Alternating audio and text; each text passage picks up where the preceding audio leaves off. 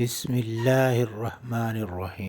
حضرت عبداللہ بن مسعود رضی اللہ تعالی عنہ سے روایت ہے، نبی اکرم صلی اللہ علیہ وسلم فرمایا کرتے تھے، اے اللہ، میں تجھ سے ہدایت، تقوی، پاک دامنی اور استغنا کا سوال کرتا ہوں۔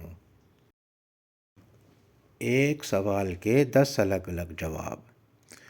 10 آدمیوں کی ایک جماعت نے حضرت علی رضی اللہ تعالیٰ عنہ سے سوال کیا کہ علم اور دولت دونوں میں سے کس کو برتری حاصل ہے؟ براہ کرم سب افراد کو الگ الگ جواب عطا فرمایا جائے۔ تو حضرت علی رضی اللہ تعالیٰ عنہ نے یہ 10 جواب ارشاد فرمائے۔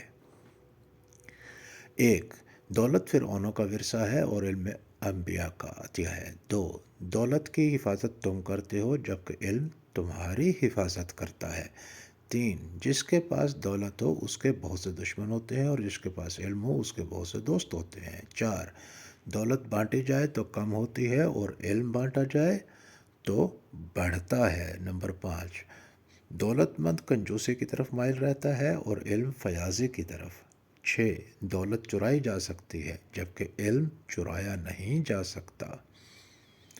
7، دولت محدود ہے، اس کا حساب رکھا جا سکتا ہے، علم لامحدود ہے، اس کی کوئی انتہا نہیں۔ 8، دولت وقت کے ساتھ گھٹتی رہتی ہے، علم کبھی نہیں گھٹتا۔ 9، دولت سے اکثر دل و دماغ پر سیاہی چھا جاتی ہے، علم سے دل و دماغ روشن ہو جاتے ہیں۔ 10، دولت نے فرعون اور نمرود جیسے خدائی کا دعویٰ کرنے والے پیدا کیے اور علم نے انسان کو سچے معبود سے متعارف کر فرمایا ہے۔